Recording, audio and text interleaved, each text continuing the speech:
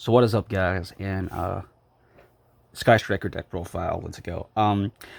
Engage came back to one, so it's more consistent. uh, this is my first place build at locals with Sky Striker. Welcome back to the format. It's 2019 again. Yeah, locals this week after ban list. We decided to put the ban list in effect for this. Let's say locals, a basically a weekend ahead of time, so we can test out the meta because we wanted to shake things up. So we tested out. It was nuts. Literally, it was just Sky Strikers, Salamangreats. We had, of course, Drytron running around. It's pretty wild of a format. It's really good. It's really nice. It's pretty cool. Like anything can top, and of course, Sky Striker. Like I said, it's a local only, so it's nothing too crazy for Sky Striker. But without further ado, let's get into it. Now, of course, like any Sky Striker build, you'll see the 3-ray. Of course, 3-ray is your main thing. It's your like enabler for all your plays. You can it's great. It's quick effect is nuts as well. So of course you have your 3-ray, and of course every build, some builds have 3 rows now. I've been seeing they're pushing up, but Rose is good, but it's not as good as Ray. Rose is just a Sky Striker name to get your Sky Striker plays going. So that's my ratio: 3-ray. I say two rows. It worked. It was great. I loved it. This ratio, I wouldn't really change it. I wouldn't even dump. I say put up rows to a 3, because there was one time I drew both roses and it was just awful. But it's just good. I like the 5 Sky Striker names. Now, the reason why I think Sky Strikers are going to be really decent in this meta is because the amount of sheer interruptions it can do with hand traps. It's nuts. Of course, it's a new format, so we're just running generic stuff for the rogue that will be running around, and then also, of course, Drytron and basically the not hit decks that are still running around. So of course 3 Ash, it's generic. It hits every generic type of searching. Of course, we do run Graveyard Hate specifically for Drytron. It's nuts. Plus, it just hits a lot of great cards anyway. Ghost Spell is just an insane card in general. Like, this card is going to be coming up a lot more in this format, I believe. Along with, of course, Skullmeister. Skullmeister is a nutty card as well. It's basically just more graveyard interruptions, because a lot of decks in this format are graveyard-centric, and they're really heavy with their graveyard interactions. So shutting down their plays in their graveyard is just important in this format. It's going to be... Now, our last couple hand traps, we have the 2 Effect Veiler shut down, say Helk, and just any other combo enablers for some combo decks. Shut them down before they start comboing. And of course, we have the 3 Imperms as well to just stop stuff and basically put decks in their check and just stop them from going nuts.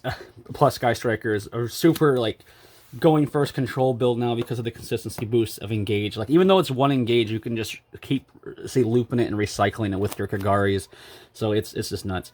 Now, our super important cards of the deck are our one-off OP Sky Striker cards. We have the 1 multi-roll, the 1 Engage that's back, and the 1 Hornet Drone. So Hornet Drone, of course, is just another name for your Sky Striker stuff to go in your place. Engage is Engage. They didn't errata it when they say limited, which was a big shock. I thought they might slap a once per turn on this thing, but they didn't. But so it allows us to basically loop it constantly with Kagari and stuff, so that's really cool. So if you open it or you search it, it's always there to constantly loop if you have the say resources for. And multi-roll is just another way to get access into Gauge if you just don't get it. It's crazy. Then of course, 3 say Widow Anchor. Basically, Sky Striker is at full power again, besides the 2 extra engages we're missing. So it kind of balances out because the 2 other engages make Sky Striker splashable, while this is more of a pure variant, and it's still insanely good. So Widow Anchor is just another form of interruption. It negates monster effects.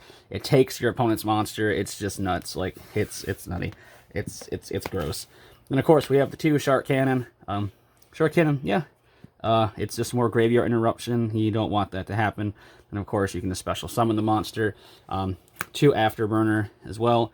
Pop stuff, and then you can pop a spell and trap. And then of course, we run the 2 Area 0. Don't really need 3, just 2 is good enough. Some builds run 3 because they really want to get that raid to hand, but I really don't see it because of this reason. We do run a Mystic Mine version of the deck. This card never got touched either, so cool, we can use it. Mystic Mine basically stalls for your plays, and basically a lot of decks just don't run it in deck out to this. So if you open this up and just sit on it, you basically win. They'll just scoop, and they have no choice. Now, a lot of people have been not running this. I've seen a couple builds run the Metaphors Fusion and Foolish Burial package instead of Pot of Desires, because the risk of dumping your one engage is extremely high. But, you know, it's a chance game. It's a card game. You know, gotta take the chances. I like Pot of Desires still. It just searches like, I say in my I say locals, I only banished engage once off in Desires. So yes, you have a one-off engage, but the odds of banishing it are also extremely low. So it's not the end of the world if you do banish it. I mean, you could still do Sky Striker plays, but the odds of you banishing your one-off engage is extremely still low, even with Pot of Desire. So, but if you think this is too risky, go ahead and run the Metaphors Fusion and the Foolish Burial Goods combo instead. I mean, that's just another good draw engine you can use. Now, our say one-offs, just to stop some back row, I say Harpy's Feather Duster kind of gets the job done. I mean, it's that one, it's a superpower one-off, so why not? Same with Terraforming, searches your Area 0, searches your Mystic Mine. Called by the Grave, more Graveyard Interruption, stops stops opponent's hand traps as well, so in case they want to ash something or something like that. So now, of course, we have the one Rhoda to search out our array, just basically extra way to get Ray to hand. But that is the main deck. Wouldn't really change nothing about it. I really liked it. It was solid. I mean, it did its job. It did all the crazy stuff that Sky Striker stuff needed to do. Lots of hand traps, a lot of interruptions. Basically kind of stalled out and kind of choked the opponent, and then pushed for OTK with the package I'll show you in the extra deck. Now, extra deck. One Nagirsu. It's a out to Dragoon. I run it because if Dragoon gets on board, it's a problematic card, and Nagirsu actually gets rid of it fairly easily. So pretty good. So can't complain there. Then we run the Helki 5-racks, the Celine, and the Access Code Talker package. Let's say I'm throwing my ultimate rare in here because I had to borrow let's say TC, let's say normal, let's say access code from one of my friends, and had to get it back after locals. But it's pretty nice. I like the ulti still. And of course, if you're sitting to the channel or locals, I mean, let's say we're not really super stingent on the OCG card, so it's nothing too crazy if we have an OCG version, because we're not, let's say, an official OTS store, so it's nothing too crazy. But this package is nuts to push us for game and OTKs. This is your say game closing package. This is the Helk, Celine, Access Code Talker package. So that just basically closes out games and seals them up.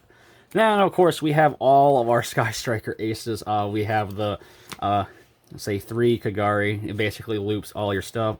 I'll say 3 Shizuku because it's just nuts. 3 Hayate. Time, you know, comes in handy when that is a thing, because that's still a thing.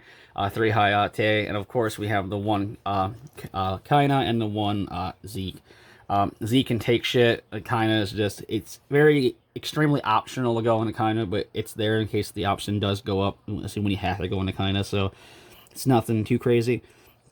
But that has been the Sky Striker deck profile. Sky Striker is my opinion about them in 2021. They're very good, in my opinion. I think the reason why I actually took first place with this, because a lot of people kind of underestimated Sky Strikers and kind of took it for granted, and it's also a super hard deck to go against. I mean, especially with sides.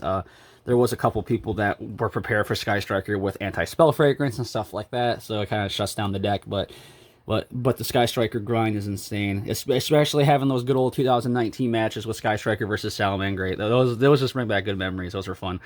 This has been my Sky Striker deck profile. Great, I love it. I'm not sure how much engages are going, so if you have a bunch of engages, I suggest putting the deck together. It's actually a super fun deck, and it can take wins, and it can say win your locals. Honestly, like the grand scheme of the actual format, we'll see how it goes. But it's pretty good. And of course, I have a side, but my side is private for my specific locals, so it's nothing too interesting. But a word of advice: if you're not siding already, side Droll and Lockbird, because against the Drytron matchup. Kind of seals up games really quick with that card. But that has been it. Thank you guys for watching. I say leave a like, comment, and subscribe like always. And until my next video, I'll say goodbye.